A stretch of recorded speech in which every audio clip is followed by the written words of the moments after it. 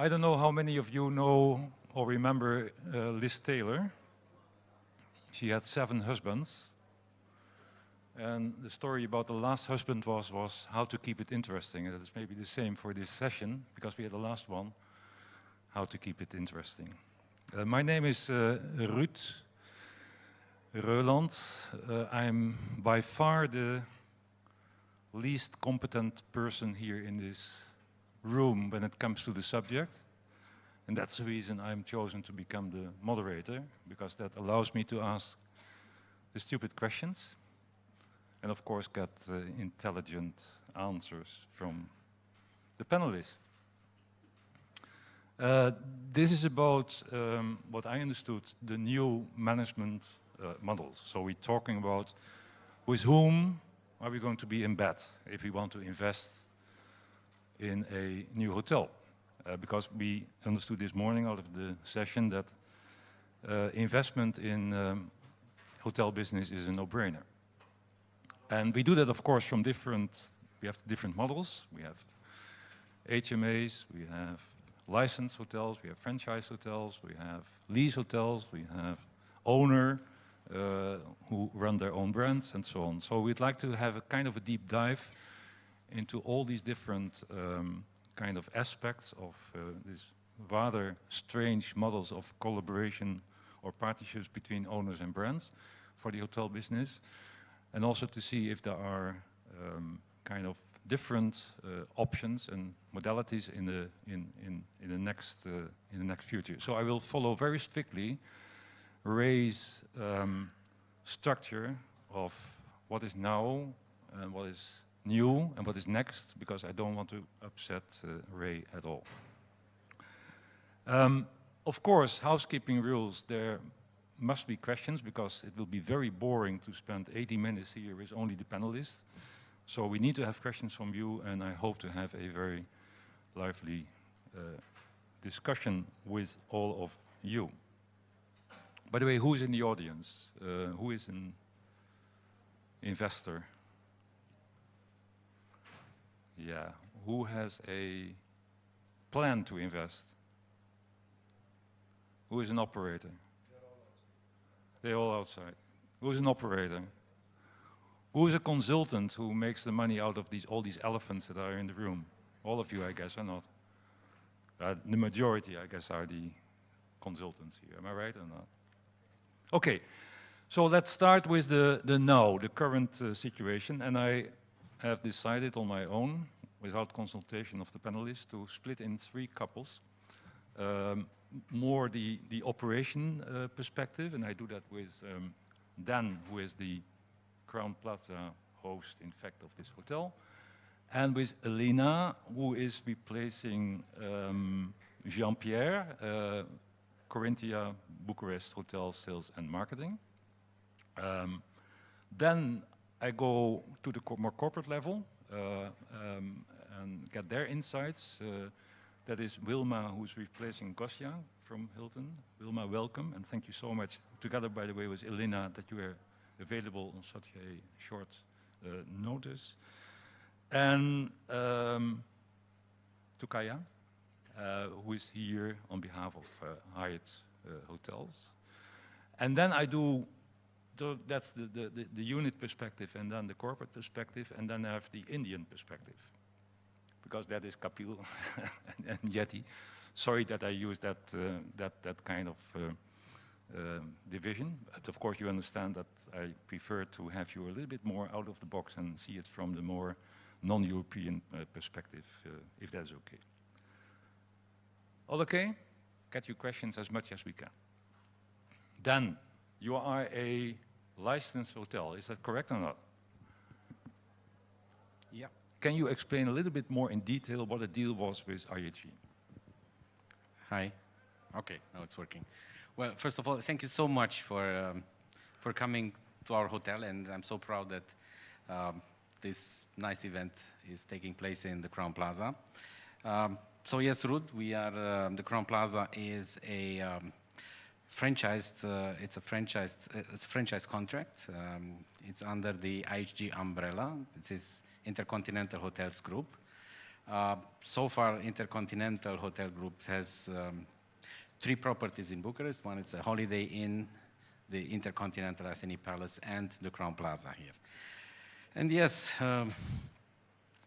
that's it. You know, when it comes to the decision, what do you want to do as an investor or as an owner? How do you pick and how do you say, okay, do I want a management contract? Do I want a franchise contract? And this all comes down to, I would say, the experience you have in operating a hotel. I mean, the easy way is, and the most, let's say, efficient way is if you have an experience as an operator, as a hotelier, then it makes sense to choose a franchise contract. On the other side, if you say, fine, it's not something I want to get too much concerned about, and you know, I'm an owner or I'm an investor, I would say, if I don't have time to invest in the operation of the hotel, then it would make more sense to pick a management contract. And this all comes down to the strategy of each and every owner, hotelier, or investor, I would say, from the beginning. But for you as a GM, to whom do you listen? To your to IAG, or do you listen to your owner? Well, I always, I mean, it's really, if you are in a management contract, let's put it this way, you have 2 bosses. If you are in a franchise agreement, we have 1 boss. So, yeah, I'm listening to 1 boss, which is the owner or it's the investor. Fine. In a franchise agreement, this is more like a partnership. And yes, of course, you need to listen to your partner, which in this case, it's the IHG Group. And it all comes to, first of all, you know, brand standards. And brand standards in both models are so important because you need to have a specific set of brands, of standards, which you can find all over the world in the same property, the Crown Plaza, for instance. And it comes from the, you know, it goes from the way you have your loyalty program, you have the way of doing check-ins, the way the rooms should look like, the amenities, and so on and so forth. But again, stupid question. This was before a non-branded hotel, or it was built in the communist time, as you told me. So how did you install then the IAG or the Crown Plaza brand standards in your hotel, in your property? Yes, this was, this is a 50-plus year hotel. And indeed, the first 10 years of the operation under the Crown Plaza brand, it was a management agreement. At that time, we did not have so much, let's say, experience in operating hotels. But after the first term, we then decided, fine, I mean, we know now how to do our business, and let's move to a different type of contract. This does not mean that we are not allowed to keep the same standards, quality standards, cleanliness standards, and so on. So it means that this hotel is this Crown Plaza is different than another Crown Plaza hotel somewhere in Europe. Well, different, yes, in terms of location, but in terms of service and the way we position ourselves in delivering the service, it's more or less the same. More or less, or more than less, or more? It is. Less I mean, than we have a specific set of standards which we need to adhere on. Okay, and this is a given by IAG? It is given. You have a certain amount of flexibility. Yes, I mean, each and every country has its own, let's say, hospitality, passion, and so on and so forth. But yes, you need to have the same standards. Okay. Well, as you mentioned earlier, you've seen in our bathrooms the bathroom amenities. Yeah, I'm staying in this hotel, by the way. So these are all the same across all Crown Plaza hotels. Yeah, right. Yeah. Okay. Elena, thank you again for being with us on a very short notice. Corinthia Hotel is a new brand, I believe, here in Bucharest. Correct? Yes, good afternoon. Pleasure being here with you, representing my general manager, Jean-Pierre Missoud, which apologized for not being able to attend today. Corinthia brand has been new for Bucharest. We are all waiting for Grand Hotel de Boulevard to open after the most awaited renovation. You know very well that it's a listed property. It's been a hotel from the day one in 1873 when it first operated. The first hotel in the city to operate with the current water, electricity, elevator, and so on. But to cut the story short, here we are speaking about Corinthia. Corinthia is a new brand, luxury brand, entering the market of Romania and specifically Bucharest. Why we are differentiating, let's say, luxury amongst the 5-star, 4 stars, and so on.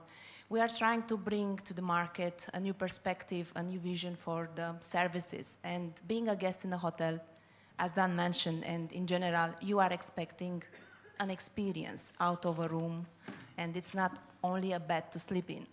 So looking from the point of view of managed hotel or owned hotel, Corinthia as a group has both owned hotel and managed hotel.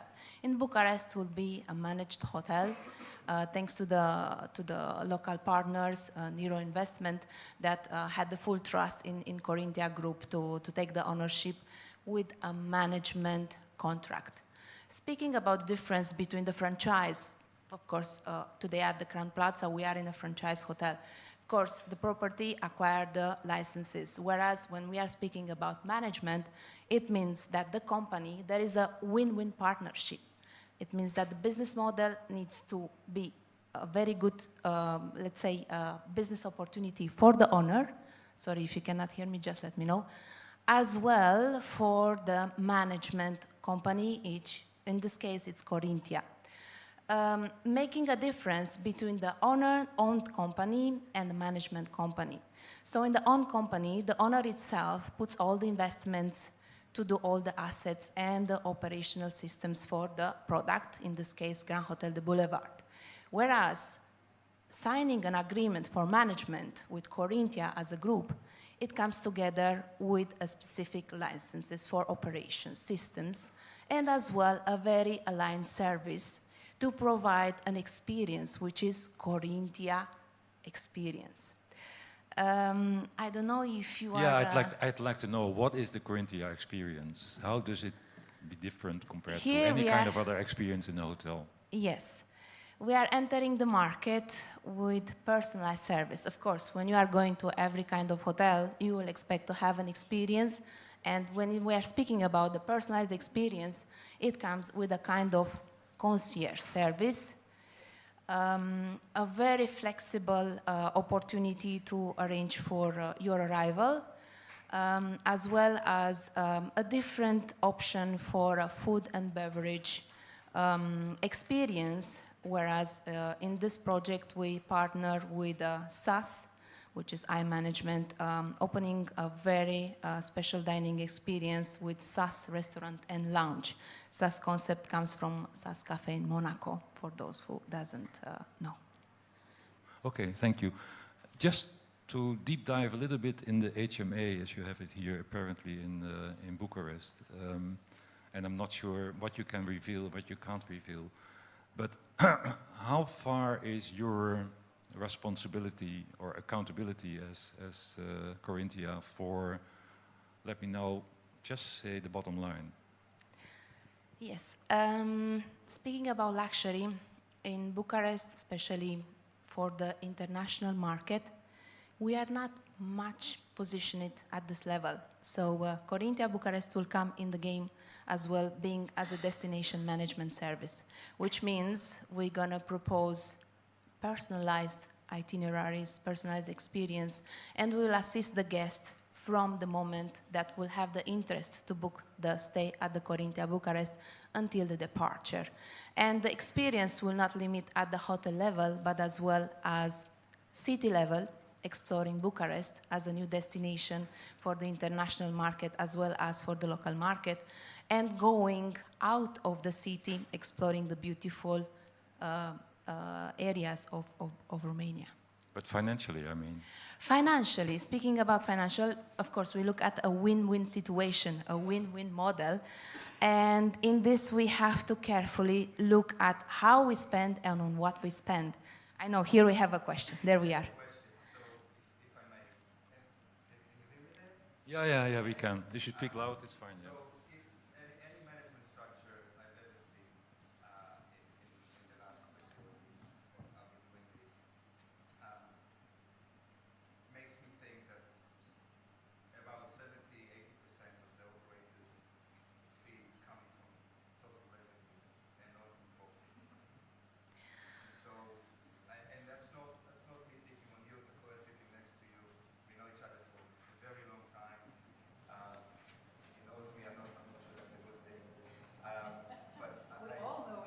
Thank you.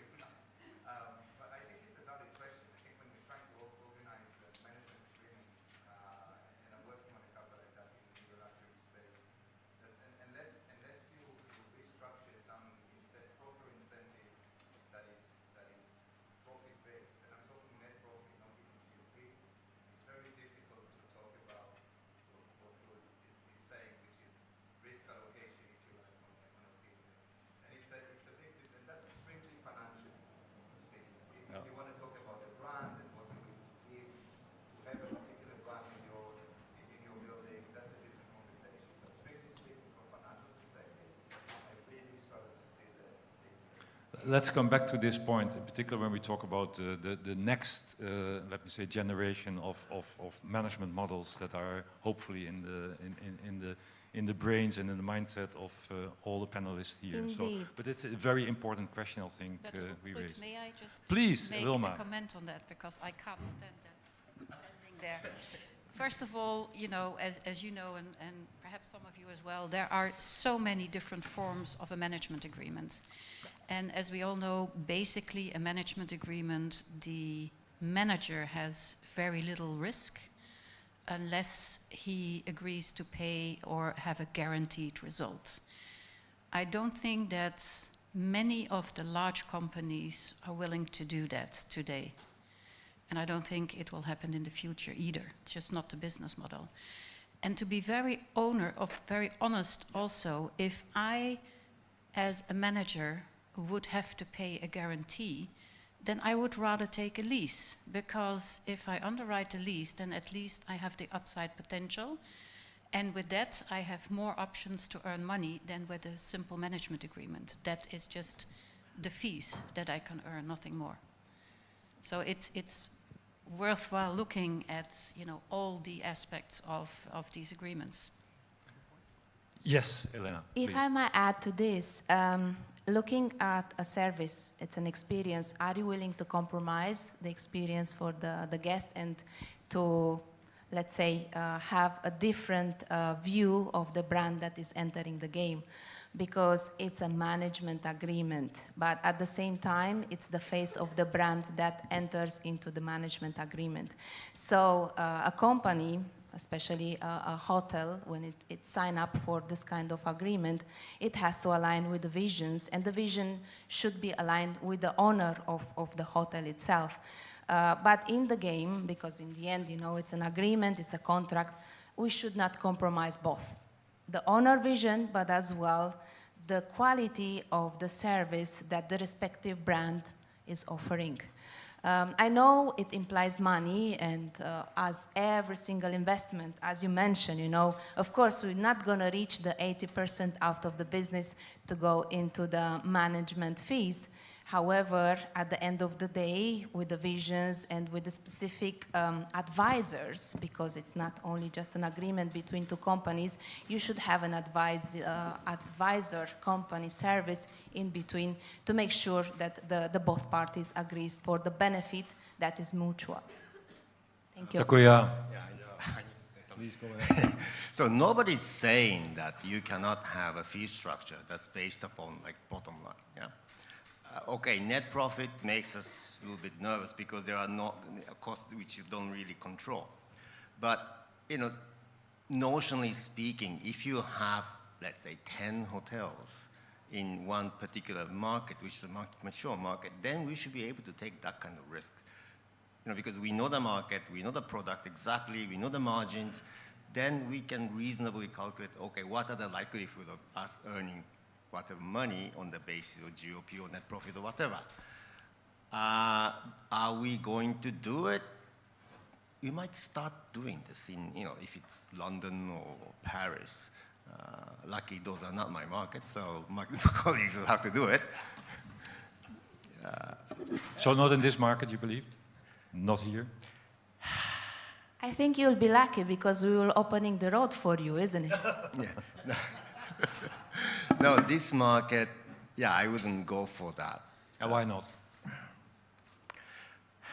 Very honest answer? Yeah, no, I want to have honest So answers. for the great majority of my colleagues at Hyatt, Romania doesn't exist.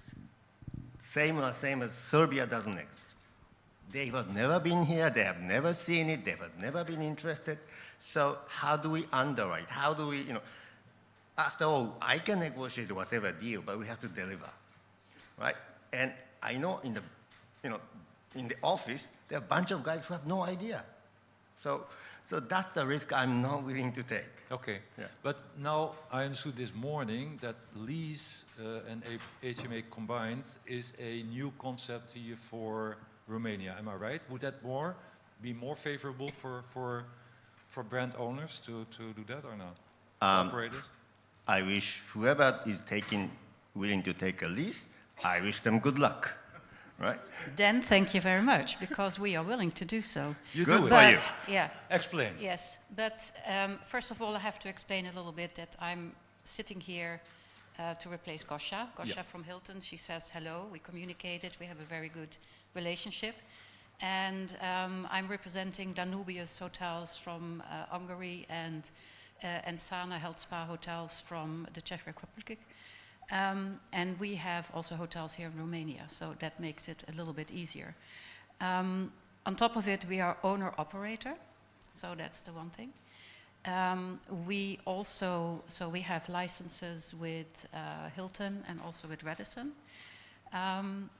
But we also operate our own hotels. And we know that with our Danubius brand, if we want to enter into new markets, and Danubius would enter a new market in Romania, that we know, of course, because of our sister company, Ensana, we are willing to take that risk.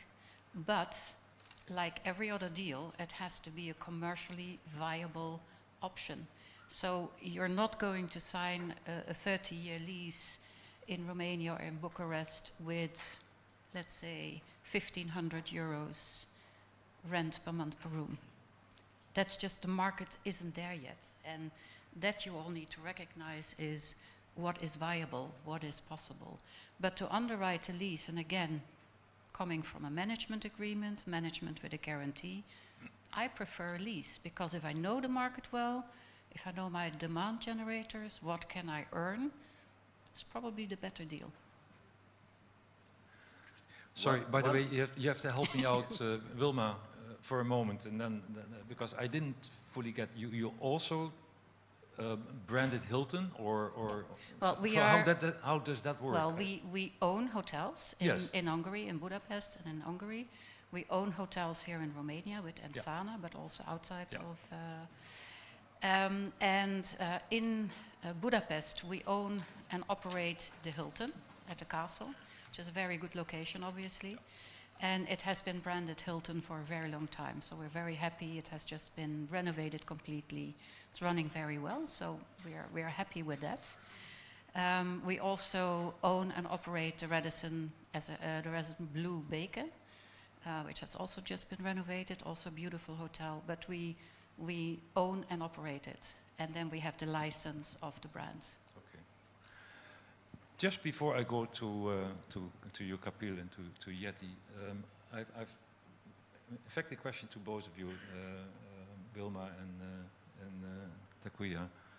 How do you ensure, with all these different models of HMAs and license and franchise and lease and ownership, how do you ensure brand quality and in particular brand consistency? Me as a guest, really, I'm sometimes shocked by the lack of brand consistency if I stay in a hotel that starts with an R or with an H or with whatever.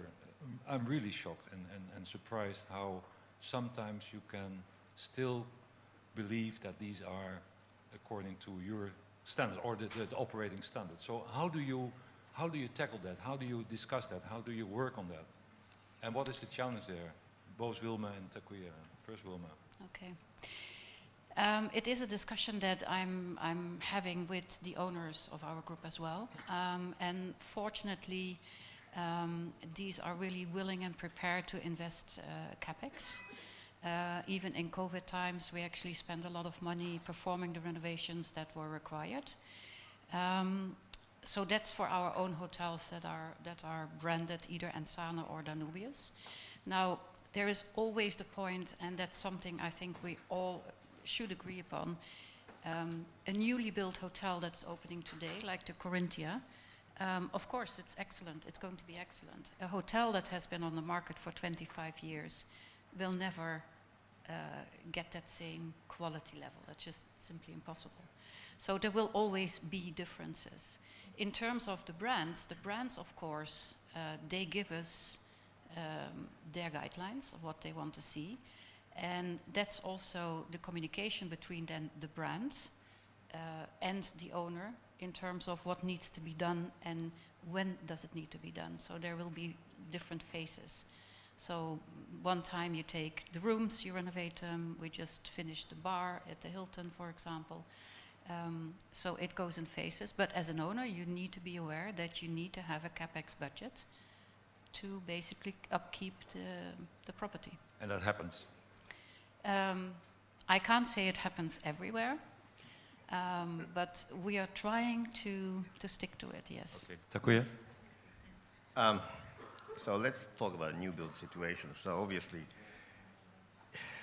owner is contractually bound to build a hotel according to brand guidelines. That's one thing, and also we try to recommend key consultants and interior designers, fire and life safety consultants, all these things. But this is real life we are talking about. There will always be some compromises. After all, this Mr. Owner is spending, God knows, 100 million with us. So, he or she will obviously have some influence in one of the ongoing projects.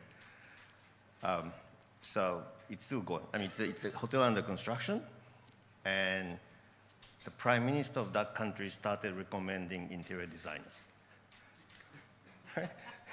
And the project manager rejected like 5 of them. And when the number 6 came, we sort of spoke with the owner. It's like, this comes from PM, we have to do something about it. So we agreed to work with that. So things like that happen. So I think, from operator's perspective, we have to pick a battle. So we have to make sure what is most important, which is, which impacts guest experience. We have to get it right. But there are other things on the fringes which may not be so critical. If you can give away, we'll give away. Okay, we come back to it, I guess. Kapil, from Oberoi, CEO, president, to starting up your own business with Postcard Hotels, and which I told you that already, a beautiful name, a really fantastic name. At least my impression is a fantastic name. Can you describe the journey? Why did you come to that conclusion that you should move from Oberoi to your own business, and how did you do that? How did you handle that? So first of all, thank you, Ray, for having me. Thank you, Ruud, for having me on the panel. Ray's there. I could see him. Yeah, I think he was there. Maybe he's gone out. Okay. So, but again, thank you so much for having me here. My first trip to Romania, absolutely beautiful country. So I'm a career hotelier. I used to run Oberoi Hotels as the president of the company. And one day I said, I read Jeff Bezos' Amazon story, and he says a very nice concept of minimization regret theory. That if you were to live to 85, I don't think I will, but still, if you were to live to 85 and you look back on your life and you said, what is that one thing that you should have done and you regret? And that, I said, I would always regret that maybe I could create a brand out of zero. And if things really went bad, I could always be the CEO of another hotel company. It was not that bad. There were always enough job offers. So I decided to do it, but that was not the real reason. I thought, Ruud, we're very fortunate because in the last 100 years, and let's look at hotels 2 ways. Let's look at city hotels and let's look at leisure hotels. I believe 3 brands changed the way the world holidays. Yeah, Oberoi didn't change the way the world holidays, more city-centric hotels. Four Seasons didn't change the way the world holidays, more city-centric. I believe Aman Resorts, because Aman said design is everything. They said a lot of things, but I'm just trying to crystallize in 3 words. Six Senses said wellness is everything, and One and Only said lifestyle is everything. So if you open up a One and Only brochure, you'll never get to see the room. You'll just see a family or a couple having a great time. So for me, the unique part was not these three brands. The unique part was that maybe in the last 50 years or 100 years of hospitality, in the world of leisure hospitality, the three people who changed the way the world holidays had all lost control of their brands. So they were no longer in control. Adrian Zeka lost Aman, Saul Krasner lost control of voting rights there, and Sonu Shivdasani lost Six Senses to 3i, and now it's IHG, which owns Six Senses actually. So I thought maybe, because hotels are so founder-led, why don't I build a new brand? But I think of it differently. And I always keep this at the back of my mind, Rude, that my financial structure, and I'm a hardcore operations guy, actually. I like wine more than I like Excel sheets. Yeah, but I said that these three guys were smarter than me, were better than me, were bigger visionaries than me, and they all failed. At one level, they lost what they built. So I need to make sure that my financial structuring is right. So I waited for India to become a superpower. I made an economic superpower from that perspective. I waited my time to look at India, economic numbers go up. I attended the last session on real estate in that other room. And Romania is a bit like India 10, 15 years back, but I just think everybody's a bit downbeat here. And I really think they can be a bit upbeat here on rates, on occupancy, on everything. So we kind of, and I love the question that he asked Alina, he asked Alina on the rates. Sar asked her, and so my point is, we decided to rewrite every single book on management contracts, on revenue share leases, on ownership, on structuring management fees contracts. I mean, just to give you an example, we just won a big project from Ritz-Carlton Reserve in India, and we were doing smaller hotels, and my fees was 3 times that of Ritz-Carlton Reserve. 3 times. The owners told me, and I asked him, well, then why did you select us? He's saying, because you guys were just too well prepared. Those guys just walked in on the meeting thinking they're going to get the contract. And that's the only, I said, that's the only reason? He said, well, nobody walked in with a 150 slide deck of the vision of the hotel. So we thought, we will build hotels, so we are building from scratch. Today we hire more people in projects. Our financial structuring is that we operate on an asset co, which is a property company where we raise capital, and we operate on a management company which does not raise capital, but we control board seats in both our asset co, we control our board seats both in our management company. So I think we've structured it in a way where it's recession-proof. Means we've been 6 years old. Our brand score, just to give you some examples, on Booking.com by, Condé Nast Awards we've won, Travel Plus Leisure Awards we've won. But just leave them aside, they're magazine awards. I always pay a lot of attention to what a customer who does not know your brand goes to an aggregator and then books your brand and then experiences your brand and then leaves a review on Booking.com, because TripAdvisor I can post on any hotel anytime, it's not verified. Leaves a verified review, that score is important. So our chain score on Booking.com for our chain, we operate 11 hotels now in 6 years. We are opening 10 more in the next 12 months, is 9.6. So that's important. So I can talk about it for 4 hours. But, yeah, you should not. Yeah, but then, so we kind of just to finish it, just classified into 3 parts. We did a financial, if I may say, innovation and disrupted the current financial hospitality funding models. Okay. We disrupted the entire service segment, and we disrupted why hotels take 4 years to build. So our last hotel, we built in 11 months at 13,000 feet. Okay. So we just kind of rewriting why do things have to happen. And how many hotels do you have currently? I beg your pardon, sir? How many hotels do you have currently? We have 11 hotels open, and we are opening another 9 by next year, December. Okay. So we'll have 20 by December, actually. Okay, thank you. Yeti, and then you have to be careful because he's a consultant, so be absolutely careful. So Yeti, if you take the various ownership management models here we have currently discussed, what do you see in the current context of and the dynamics of the hotel business as the most risky one and the less risky one, and what do you see as the future? Already to make a step to the future, in fact. So yeah, I've been a hotelier, so an operator. I've been an owner's side, but I actually believe the management contract model is about to die. It's on its last legs, and those of us, I apologize to all our brand colleagues here, start looking for other jobs. 10 years from now, this model doesn't exist. and there's a new model coming. It may be the innovation that Kapil's talking about, or it may be other variations, but I mean, just if I talk about the last 30 years, I've seen management contracts which were 80-year tenured management contracts. They're down to 5 years today. I've even seen a 3-year discussion. And soon it's going to be a 1-year discussion, so it's a 1-year flag. Okay? You've got every brand or so-called hotel company now creating sub-brands and sub-brands and sub-brands, right? So the whole model is being challenged as we speak. Where is it going to end? I don't know. In chaos, but usually you tend to have brain flutters before a human being dies, and maybe that's the brain flutter creating multiple brands. Because, I mean, really, go to Marriott today, and do you know the difference between what brand they carry and what they don't? And God bless my Marriott colleagues. I've also signed management contracts at Marriott. But I don't know. And then they say, we give you brain power, we send you the GM. Oh, damn good. But the GM was earlier with an upper upscale, lower mid-scale, downer downscale, 5-star luxe.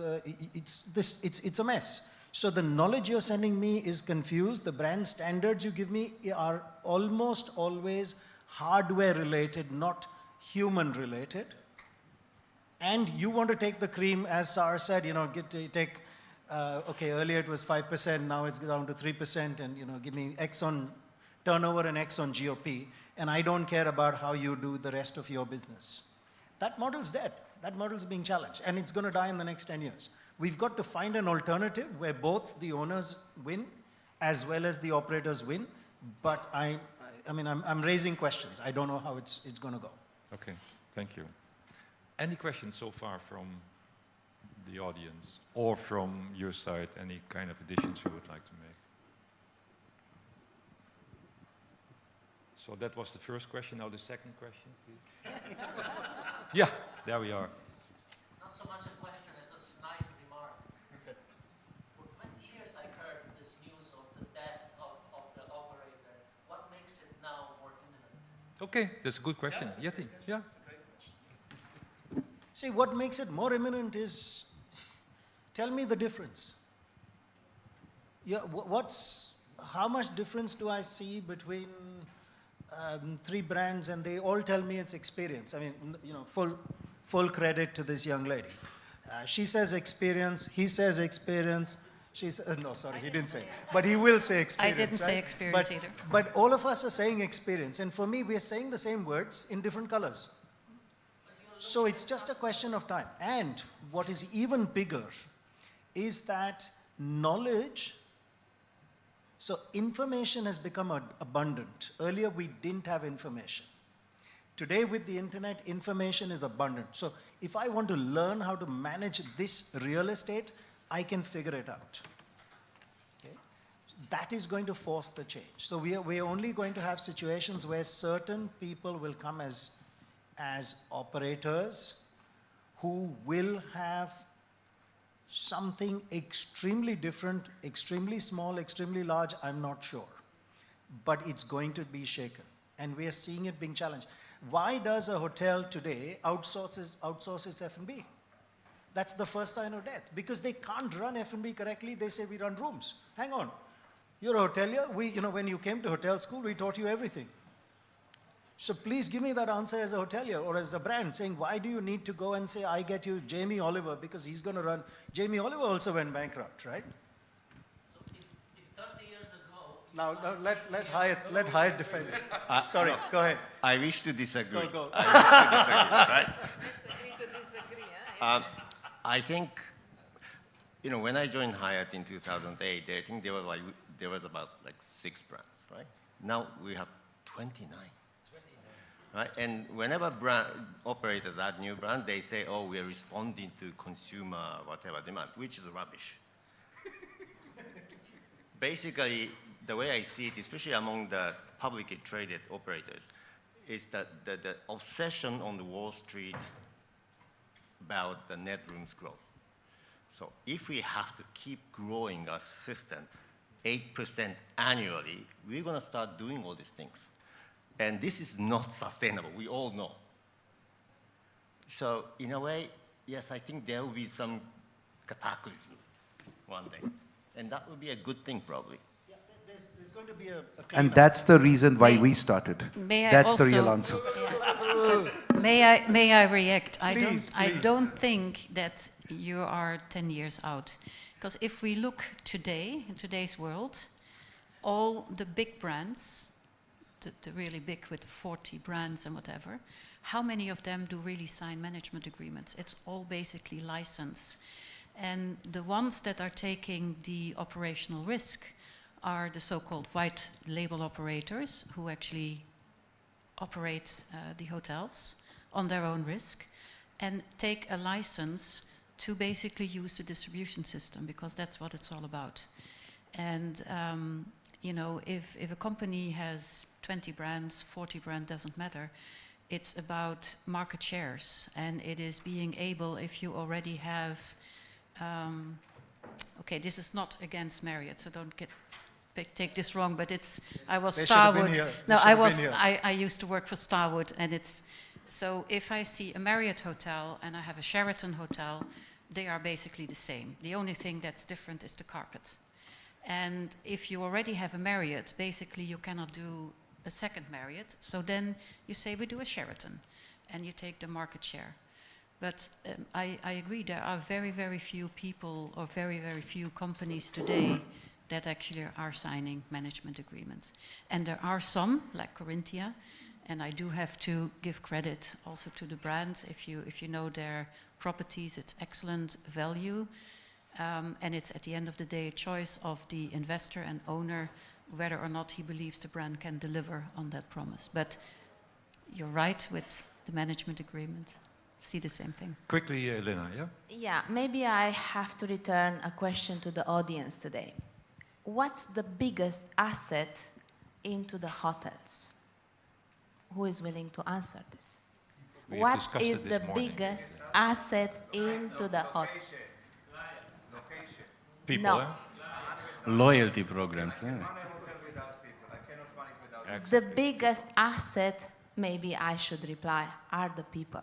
Okay, so then I have a question And to the all people of you. who serve, so Because that is for me then also the question about the new, because we discussed more the now. I want to move to the new from two perspectives. The perspective of the top line, so how do we as brand operators elevate the top line, through loyalty and direct booking as much as we can, but also how can we improve the performance, so more the bottom line aspect. And there we had a discussion this morning generated by, or initiated by Stefan Haddad, I don't know if he's here, and of course supported by Ray. Please give me an answer on the question how operators and owners are going to work together and make a commitment to investing in people. Is that going to happen, and under which conditions is that going to happen? And all of you are very welcome to answer that question to me. No? Yeah, I think this will happen. And Because it's all wishful thinking at this moment. We talk, but we don't do it. I mean, the way I see it, things will change, and things will change very fast with the technology and with AI, with ChatGPT. And you know, I started to use ChatGPT half a year ago, and I say, okay, fine. It helps me a lot in you know, drafting various letters, drafting various responses, and so on and so forth. But yes, they will need to invest in people, and having, let's say, a good learning platform. It can be an online platform. It can be in any form. Will definitely help in both owner and operator. Yeah, but that is sorry to say, that is a solution, but that is not yet who's going to open the wallet, and who's going to be responsible for it, and who's going to say yes. Because I know that sometimes operators want it, they want to have an investment or a budget for training and development, and the owners say no, I don't want it. As an example. So how are we going to solve that, Kapil? Okay, so because we were, like I said, we could completely rewrite the book when we were doing our brand. So the first thing, you know, and it came from personal experience, was that we will have ownership with our teams. So I just want to give you a number. 10% of entire Postcard Hotel is owned by the employees. The day we formed the company, we took 10% shares at 0 rupee value and transferred it into an employee stock option trust. How do you get the shares? Depending upon your level in the company, starting all the way from an F&B executive before you even become an assistant manager. The only thing is, because it's ownership, you need to work for a minimum of 4 years. Every year, 25% is vested. After 4 years, you have liquidity events where you can cash out. We've just done the first cash out, which is close to $500,000 instantly over and above the salary. So that's what we've done. So we've decided to make our team members our owners. I'll give you some interesting statistics. India is a very fast growing market. Our attrition under 2 years is 35%. Because people are getting double salaries. It's a very fast-growing economy. Attrition over 2 years is 3%. Because the moment they hit 2 years, they know they're going to be owners in 4 years. That is why we are able today, maybe I'm totally wrong, but 400 people from an established 80-year-old company like Oberoi, which won the best hotel brands and all, very nicely, properly giving their notice periods, actually moved to the Postcard Hotel. Because they're owners, means you actually need to make people your owners, because not only in Europe, but globally, hospitality employees are overworked, underpaid, and it's a thankless job overall. So I think one part is that. Second point in training and development is you need to attune people to newer skill sets. And that's a very different, long discussion on development. But again, we have a very different approach on how we are skilling our people. Okay, I think we all agree on that. And in your case, it's relatively simple because you own and you manage. But in particular, the problem is when you don't own and you only manage it. So Wilma, do you have any solutions for that? Well, as you know, we are owner-operator. So we're not the typical manager. Okay. In that case, it's our costs or our investment in our staff. And you do that? We do that. Now, I'm not the HR expert in this, so I'm not able to give you any details about how we actually do it, but we do it. We have to do it. There is one thing, though, that in that line there, I have to break a lance for the brands. What we do see is that, first of all, the brands do have their programs, so they educate, and a lot of brands, meanwhile, have this all digitalized, so you can basically set somebody in front of an iPad and he can learn. And the second thing is that it's probably lighter. I don't say it is the thing, but for an associate, joining a branded hotel will mean automatically access to international hotel operations, possibility to grow within the company, etc., etc. So I do, if an associate decides to join the hospitality industry, a brand can indeed work to motivate somebody to stay in the industry. Takuya, do you see a new model of collaborating between owners and brand operators to install that notion of... It's very easy to talk about investing in people when we are not the employer. Yeah. And so, we say, okay, Mr. Owner, you have to invest in people. But then owner will say, look at his bottom line, right? And when you are underwriting new projects, especially this part of the world, consultants, whoever, they come up with like 45% GOP.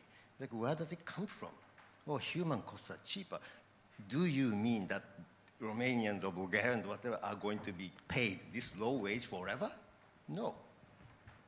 So I think we love talking about investing in people, but I think we haven't figured out, owner together, owner and us together, haven't figured out the right balance. The owner has to realize that their GOP is going to go down, yet they still have to invest in people. But is there, let me say, in the contractual relationship between an operator and an owner, a clause on this is the percentage we invest in the training, development of our people? Because people are, as Elena is saying, and everybody knows that, important. These are the assets. That conversation probably will develop like, okay, fine, hire, you pay out your fee. Yeah. Right? Yeah.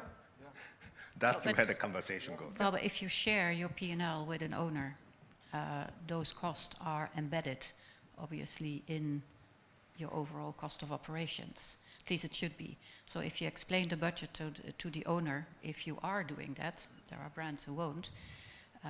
But I think that's the first step to build also the trust relationship. Then explain what actually is there. I mean, the same goes for sales and marketing, right? Sure. Which is also not a fee in that sense. Yeti? But I'm sorry, I need to Sorry, Dan. sorry. I think under a management agreement, it is to be expected that the operator is going to cover for the development and learning costs, and not the owner. Fine, if the owner has a franchise agreement and he operates the hotel, then it is within his responsibility. So yeah, employees, we say the employee is the most important component of a hotel, and they are the football. They get kicked between the owners and the operators, right? And the reality in the future, and I say it differently, we may say who'll share the cost or who'll bear the cost. My question is, does the employee really want to be controlled by you? And my answer to that is no. So in future, we are going to see micro businesses, and brands will become aggregators of micro businesses.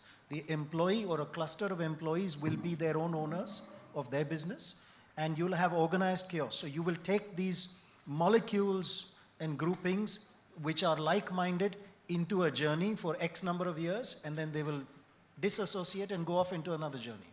So the development cost is going to get transferred, and the development responsibility has already been transferred to the individual. The individual employees, some of them have not realized it as yet, but that's the future, that they will take their own responsibility. We as adults of the industry or seniors of the industry will have to educate the next generation to say, you're responsible for it, take your responsibility, there's knowledge available, and the brands will then aggregate you into their models as you go. So I prefer to work daytimes between 4 in the afternoon and 8 in the evening, and then I will then be co-opted into the next Hyatt hotel, which can handle that particular type of employee. That's the future coming. So Okay. the brands can disagree. Okay. Let's continue with the new. And there are still two aspects I'd like to elaborate on for a moment, although we have not much time, I see now. That is the top line. So is it correct? I was amazed this morning by the statement that you win the battle from the OTAs. Is that correct or not? Yes. I would say... all It's of going you. to happen. yeah. Well, the DMA set the scene now. And how do you do that? How do you make sure that you win the battle from the OTAs? Well, first of all, rate parity is going off the table. Sorry? The rate parity is going off the table now. Yeah. That's going to make a difference. Well, I would say sooner than later, but yeah, that's the beginning. And then as soon as you can have differentiated products on the shelf with a strong loyalty program within your property, then you can gain some share. But are there in general new concepts in place that will even make it better, so that you move to maybe at the end 100% direct booking, or is that a dream? So from our perspective, again, because we could write the rule book, we wrote it very differently. But again, our product's very high end. So we operate in a very high niche, which is a high touch point product. So 70% of our bookings are direct. That's a huge number, Sorry? 70%. Okay, but that's huge. It's very unreal. It can't happen in every other brand because we operate at the highest niche of the market. So we're talking to the customer all the time. In fact, we have a protocol that we will, if you booked with us 4 weeks out, we will touch base with you every week and saying, hi, Ruth, by the way, just wanted to tell you the weather where you're coming is this. And, hi, by the way, wanted to tell you there's a nice cuisine festival happening that time. So a very high touch point business. But, I thought that comment in the morning was incorrect. Okay, because I don't have to look at numbers. I'm a data guy. You look at Booking.com's quarterly results. How are the numbers going up? Now, they're not only going up on unbranded, it means the market's totally moving up. The OTAs are not losing focus. I run also India's open table on dining aggregation services. We see close to 100,000 diners a day. We have phenomenal power of data. Means you put your hotel there, most likely they're running an ad on you. Booking.com has a 200 million euro advertising and marketing budget.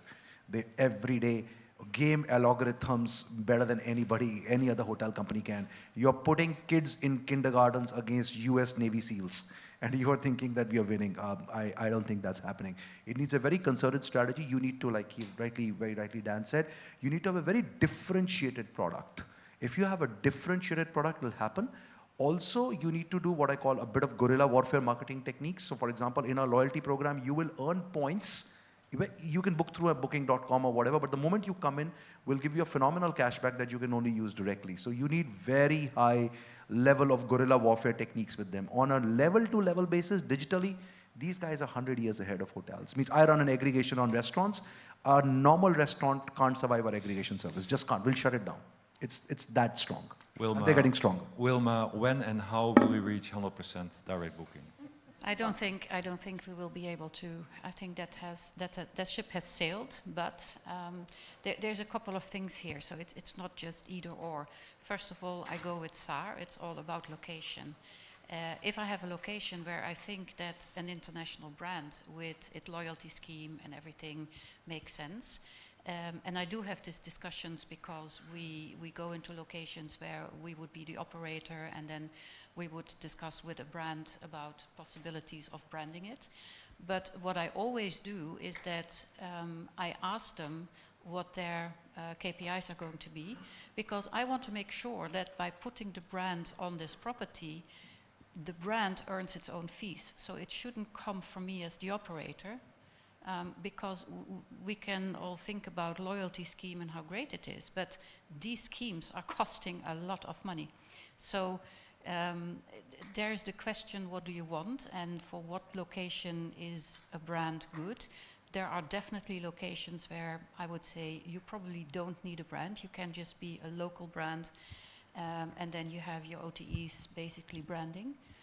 So it's not as simple. We used to work with travel agencies, and we were happy with that as well. The OTAs have replaced that, and I don't think you can, yeah.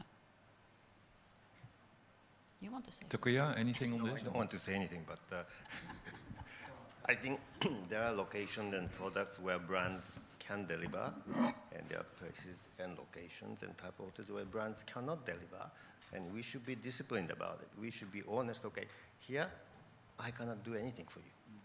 So, but we don't. We usually are driven by, again, by this stupid net rooms growth. Okay. So sometimes we go into places and... Okay. But if we are talking about the next, I think this is what's going to happen, is that we are going to hold the brand responsible also for delivery. So if they don't deliver, then we have to have the option to chuck them out. Well, again, that is my question as well. Is this part of the deal between operators and owners or not? I need so much direct today. booking. Not today. And why not? Okay. It goes down at the bottom, and it's... But exactly that question, why not? Yeah. More and more people are saying that question or asking that question. Yeah. And that question is going to get democratized rapidly. And people like Takuya, when they sell that next hotel transaction, they will be asked that question, why not? I mean, and it's not just Hyatt. I mean, Corinthia will be asked it, IHG will be asked it, and Marriott is asked that question. But, again, I mean, We just don't because do it. nobody's asking, we are not offering it. No, but Tukaya, just for you for a moment, because you wrote me, there is no difference, in fact, between Hyatt, Hilton, whatever. We offer the same. That's what you wrote me, yeah? Yeah. So how can the percentage or a promise or a guarantee on the percentage of direct booking influence that notion of, okay, I go for Hyatt instead of for Hilton or for Radisson or for whoever, Corinthia? Okay, first of all, qualification. So I think definitely all the companies are going to the same direction, creating too many brands, right? Talking the same language, again, driven by growth. So in that sense, yes. And Hyatt used to be asset heavy, but you know, since 2017, I understand they've sold 5.6 billion worth of assets. So they are trying to go asset light. Again, they're going the same direction with the others. when it comes to direct booking and trying to sell on the basis, on the basis of power of the system, honestly, Hyatt cannot match Marriott and Accor. And part of the answer to that is the growth. I mean, it's a scale business, so you need to have some scale to reduce delivery costs and to deliver more, right? So for us, I mean, for me, for instance, how I sold Hyatt was quality of the product. So I don't always go for all the projects. I say, no, go to Hilton, please. Right? And we still have that reputation of somewhat doing better than our competitors on the high end. That's where strengths are. If you try to match Marriott's Hilton on mid-scale, no way. Can I make a point? Yes, and then I move on, please. Yeah. So one of the things, very good question you asked, Ruud. One of the things we did, because we sometimes own, mostly manage, and we have revenue share leases in a lot of hotels, so we need to keep our costs low, and giving 15 to 18% to OTAs was a thing. So we said, who wants the customer in the hotel as much as we do? And we realized that 51% of all financial transactions in India were happening through credit cards over a particular value. So we went to the credit card companies. We said, okay, I'd rather give the customer directly a 10% off or a free dinner if they're coming in. So every single bank, whether it was Citibank, whether it was HSBC, Standard Chartered, American Express, did exclusive emailers to their entire base announcing our brand. First, we got free marketing. 2, the customer got the direct benefit. 3, it's become one of our most viral growth networks. The second question now we are saying is which airlines work with us. So it's not about an airline miles program. We run very separate airline things. And why am I talking about banks and airlines? We basically just ask a question. Who wants the customer in the hotel as much as we do? They need a swipe. The airline needs some extra benefits. So it's just not double miles that Hilton and Marriott do, but we do it very, very structured way. So we got these 2 guys to actually help us go direct. Thank you.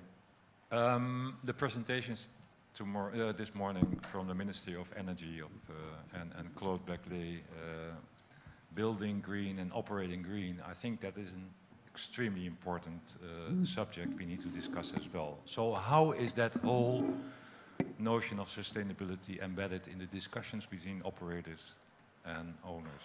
Yeti, can you kick off or no? So honestly, I don't think it's really being discussed. What I see coming is this whole ESG reporting and the customer pressure and the employee pressure. And we heard about that in the morning already. So this is coming. Part of the manpower solution that I was talking about will become these closed loop. So you're now going to have economies where you will create closed loops, environment loops around your hotel. Whether it's the energy cycle, whether it's the water cycle, whether it's all the different products that we use. And different communities will manage those closed loops, and that's the solution coming.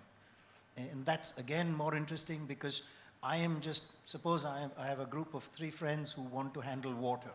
So I'll get co-opted then by Hyatt, who I think Takuya has been extremely honest today on this panel. God bless you on that one. It doesn't mean the others are lying, it just means that he's extra honest, yeah? So 2 points there. But you're going to have that new scenario where people pressure, employee pressure, and government pressure are going to bear on owners as well as operators. And I'm not sure they really know it's coming. Because today they think it's like a membership program, right? It's a loyalty program. We'll join a website, we'll run an ESG report, and everything's done. And then, of course, we had lots of hoteliers who say, I have a green wall in my hotel, so we are green. And all of those days are gone. So, scope 1, 2, 3 measurements is coming. Dan, how is that here from an operational perspective? Well, that's a valid point, and I need to tell you this. 20% of our electrical power is generated on site. So during the pandemic, we invested in solar panels. So we have a 250 kilowatt production on top of the roof here. So 20%, and I tell you, this is huge. 95% of our water is from the ground. We extract it ourselves. And we have our own treatment station here. It's approved by the government. I mean, if I would take any one of you and show you what we do here. And this is actually what sustainability means. And indeed, you're right. I mean, there are several companies which ask you 1,000 euro to give you this green label, and then, so this is an upfront fee, and then another 1,000 euro per year to keep it. But that's nonsense. So whatever you guys can do on your own properties to generate and help you on energy, and solutions like in the previous meeting with the cogeneration project, this is something which I recommend to any owner or any operator to do, because this brings, on the long term, it cuts your costs and it helps your property get more green. And I believe that probably within the next years, hotels will be required to give a carbon footprint per guest, like the airlines are doing right now. Then this is amazing. So is this your initiative? Is that the owner's initiative, or is it IAG? This is the owner's initiative, yeah. Wow, fabulous. And do you see financial advantage to that? Oh, yes, indeed. Yeah, say that loudly. That Yeah, you see please. financial advantage. Yes. Because this is amazing, really. I didn't know that. I mean, during summertime, Bucharest gets probably 35, 40 degrees hot, and air conditioning is consuming like crazy. Yeah. And this is helping. This is helping. So, yeah. Great, 35, 40 fantastic. degrees is winter in Mumbai. I come from Mumbai. Any questions from you? Now the third question then. Who? Sir, yes, you have a question. I know you have a question. You always have a question, so please. I want to revisit this termination thing, because I think that at the end of the day, there is no negotiation if the owner has no alternative. And so if you talk about niche product, if you create a brand that is special, I'm thinking about what you do completely. You are exclusive. If I go to the Toya's version of things, and I agree with both in that sense, that you can basically replicate brands, there's no differentiation between them, then essentially you lock yourself in a contract that is a very long term, and you have no hope of escaping it if things don't go as well as they should, and they don't necessarily have to be bad. They're just not doing great for you. Doesn't mean you lose money, you're just not optimizing the revenue. And there has to be a solution for that. And if there isn't a solution for that, I think the outcome of that would be an acceleration of what Yati is saying, and that is move to a franchise model. We don't want management agreements. We can't lock ourselves into it. What we're experiencing now and in the last 20 years is market education, in the sense that brands are shifting from US, Europe, Asia, Middle East, and so on. The owners there get to learn. Once they understand that this halo of a management agreement is actually an issue, they start asking for different terms and so on. So and some brands do adjust for it, and sometimes they adjust for it for the right property. Right. But you've seen that. You've seen that. I mean, I've seen management contracts which said 10% of top line goes to the branded operator for the next 80 years. Okay? And I've now seen contracts which say 1.5%. 1.6 in India. So it's gone from 10% to 1.5% of top line. And I've also seen contracts which just say X% of bottom line, GOP at this stage, but 0% of top line. So that pressure is on as we speak, and those of us who've signed contracts have seen it. And yet, is that in percentage, or what Russell was saying this morning in cash Yeah, itself? so again, that's where owners are getting more intelligent, right? Because information is abundant now, which wasn't there earlier. So if I take us backwards, management contracts for me, and I'm a hotelier at heart, was playing on the insecurity of the owner or the investor in a famished market, in a market where there was not enough information, knowledge, and capacity. So I then preyed on that weakness of the mind of the owner and signed a management contract. And that's what's changing now because these markets are coming up. And somebody made a comment saying, we don't see enough enthusiasm in Romania. I agree. And that's the accusation I'd leave in this room, that I have heard too many depressing stories all day today, whereas you've got so much opportunity in this country. And all it needs is a flick of that switch to say, we as Romanians are going to dance differently. It's happened in other markets, and it's only a question of time when this market does that. Kapil? Yeah, so, to answer your question, because we do very unique locations. So I know your location thing, you said it in that panel also, okay? Very important if you're doing a city center hotel, if you don't have the right location means, why would you, build it?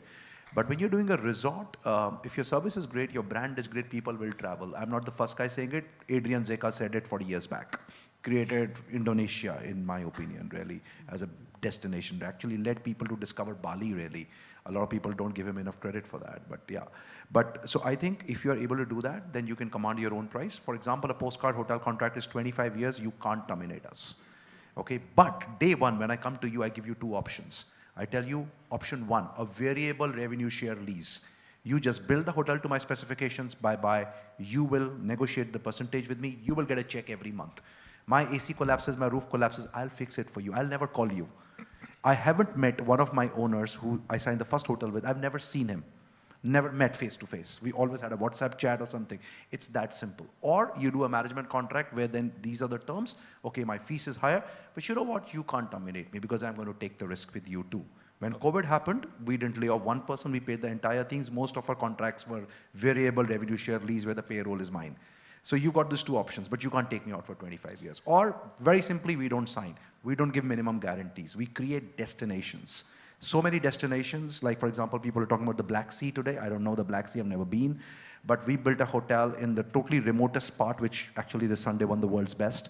At $700, the second best hotel is $40, which is a great hotel. Akanksha, my co-founder, and I've been and stayed at that $40 hotel. Fantastic. Thank you. We have 50 seconds left for the next. And the next is for me just a simple question. What will be, in 10 years' time, the dominant operating model of a hotel?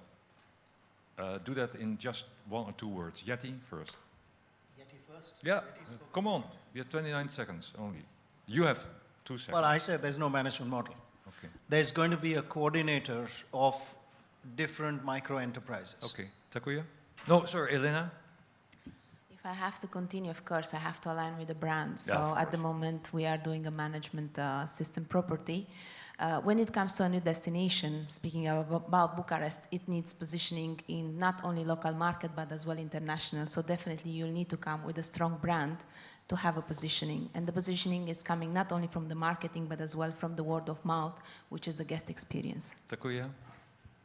I let my colleague to answer your question. Okay. Wilma? I think it will be the lease and a license agreement. Okay. Kapil? I think revenue share lease more than a management contract. Franchise leased. Franchise lease. Ruud, I don't know because I'm stupid. I don't know anything. So. Or Any maybe you questions know it all. left? Was it okay? Good. Thank you so much to the panel. Thank you. Have a nice evening. Thank you.